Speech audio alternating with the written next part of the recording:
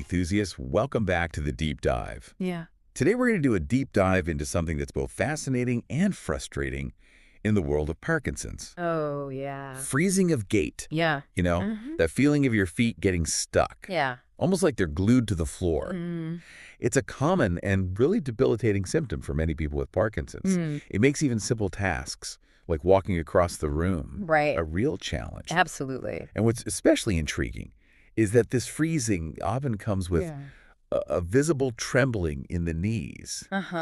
Now, our deep dive today is going to unpack a 2009 study from experimental neurology with a title that's a mouthful, Knee Trembling During Freezing of Gait Represents Multiple Anticipatory Postural Adjustments. Wow.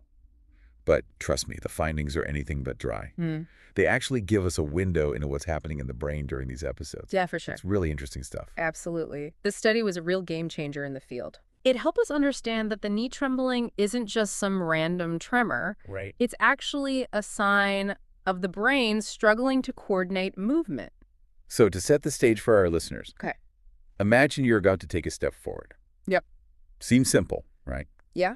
But even before your foot leaves the ground, your body's already making tiny adjustments, shifting your weight, preparing for that movement. These are called anticipatory postural adjustments, or APAs. APAs, got it. They're basically the brain's way of prepping the body for action. I like to think of it like when you reach for a scalpel during surgery. Your body makes subtle adjustments to maintain your balance, even before your hand moves. Yeah. Those are APAs at work. Exactly. Now, what this study found is that in Parkinson's patients with freezing of gait, these APAs get multiplied and out of sync. Instead of one smooth weight shift, there's a series of rapid back and forth movements, which is what causes that visible knee trembling. It's like the brain's motor program gets stuck in a loop, unable to transition from preparation to action. That's a great way to put it. Yeah. And this was a key finding. It shifted our understanding of freezing of gait from simply a problem with initiating movement to a problem with the coordination and timing of those movements. Okay, so how did they actually figure this out?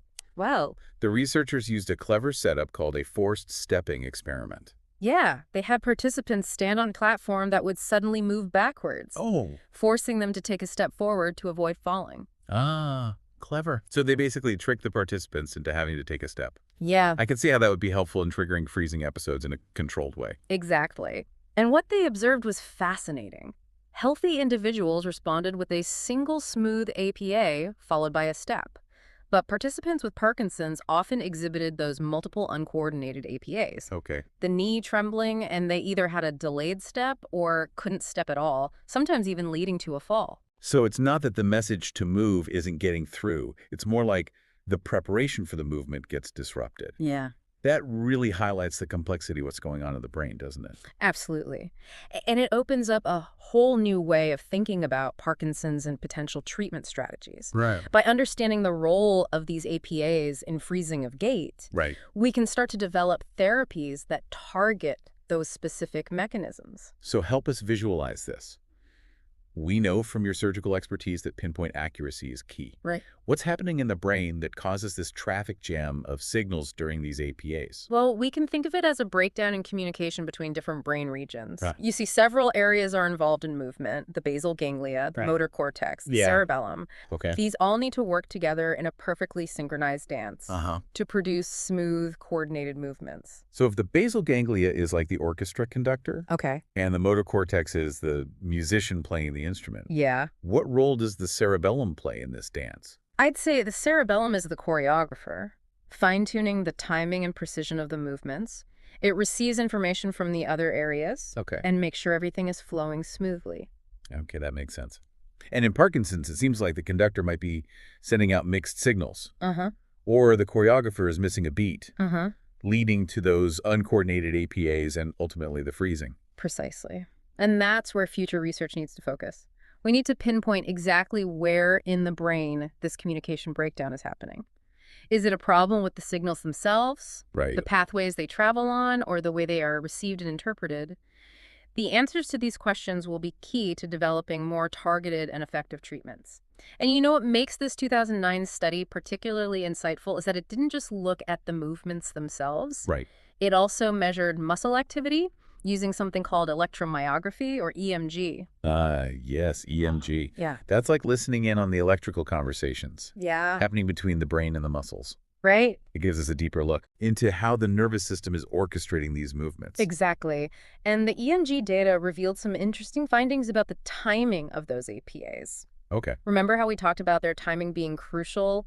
Well, in people with Parkinson's, Yes. the muscles responsible for initiating those APAs were actually firing earlier than in healthy individuals.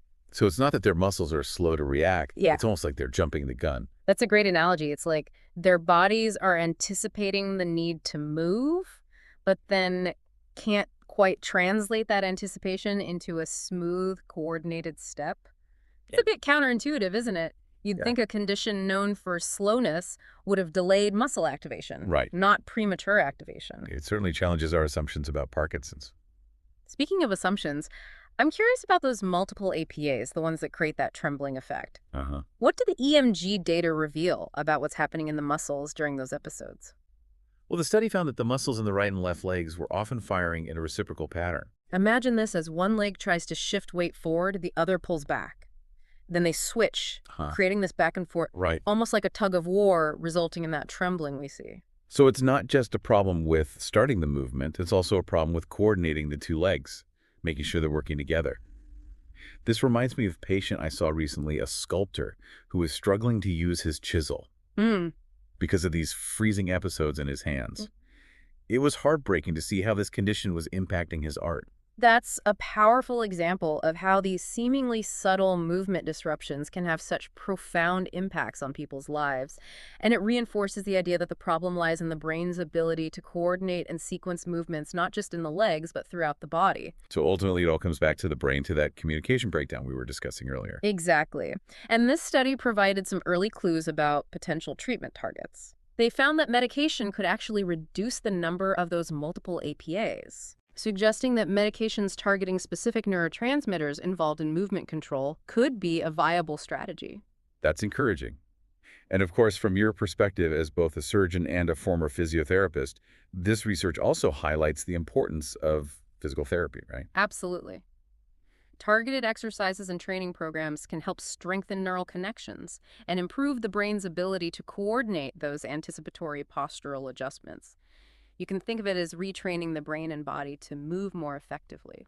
It's like teaching the orchestra to play in sync again, or giving the choreographer new steps to work with. I love those analogies. It's about finding ways to restore that beautiful harmony of movement that's been disrupted by Parkinson's.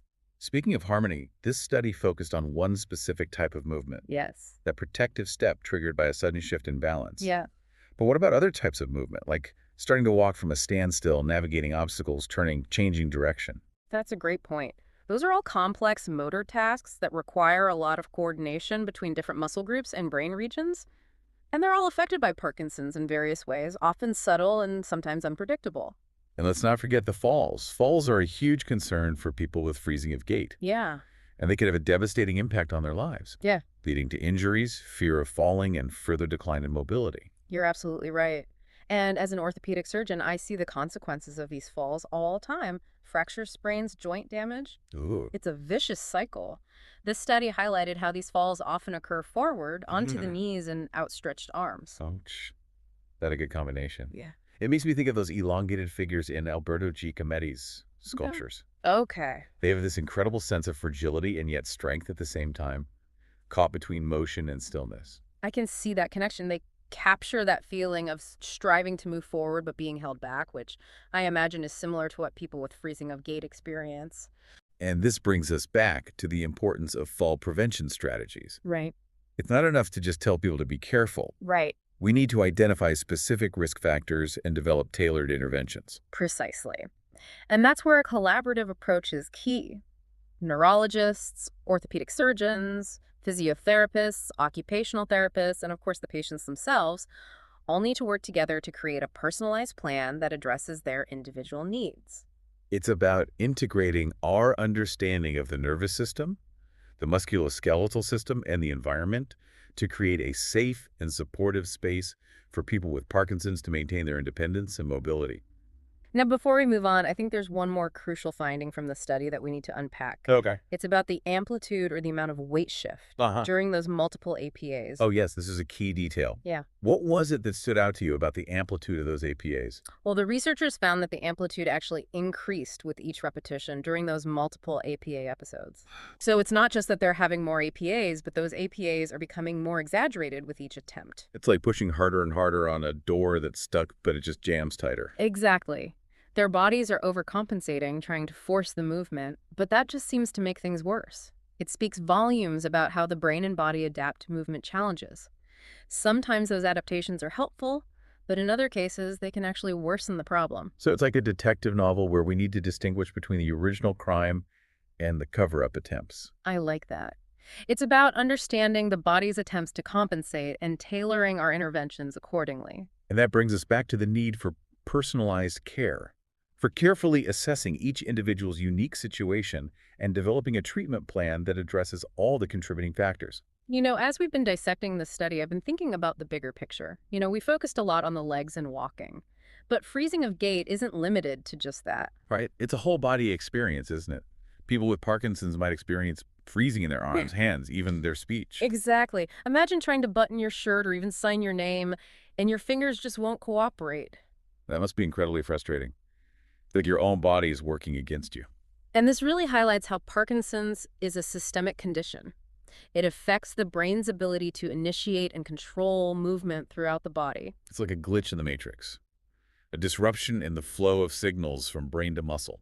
Now, while this study focused on the knee tremors, those dysfunctional APAs and disrupted neural circuits we've been discussing are likely at play in these other forms of freezing as well. So it's not just about walking. It's a broader issue with coordinating and executing those voluntary movements. Precisely. And that's why we need a holistic approach to treatment for Parkinson's. We can't just focus on one symptom. We need to address the full spectrum of motor and non-motor issues. Absolutely. And that brings us back to the importance of individualized care tailoring treatments to meet the unique needs of each person living with Parkinson's. Couldn't agree more.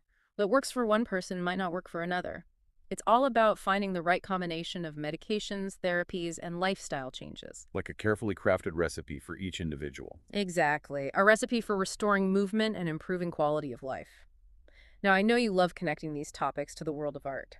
Did anything in this study spark your artistic imagination? Well, this research got me thinking about flow state. That feeling athletes, artists, and even surgeons experience when they're completely in the zone. Yes, being in the flow. I definitely experienced that in the operating room when every movement feels precise and effortless. And if we think of freezing of gait as a disruption of that flow, a kind of anti-flow state, could we learn something from those who've mastered the art of flow? That's a fascinating thought. I wonder if techniques like mindfulness meditation or certain types of physical training that emphasize fluidity and coordination could help people with Parkinson's improve their movement control and perhaps even minimize those freezing episodes. It's a compelling idea. Perhaps by understanding the neural pathways associated with flow state, we could develop interventions that boost those pathways, promoting smoother, more effortless movement. Now, wouldn't that be amazing, harnessing the power of the mind to overcome physical challenges? Well said. It just shows you the incredible potential of the brain to adapt, learn, and find new ways to move. Absolutely. Well, it looks like we've reached the end of another deep dive. But as always, the conversation doesn't stop here. We encourage all of you knee enthusiasts to share your thoughts, questions, and personal experiences in the comments below. We love hearing from you. And don't forget to like, subscribe, and hit that notification bell so you don't miss out on our next knee-tastic adventure. Until then, keep those knees strong, keep those minds curious, and keep on moving.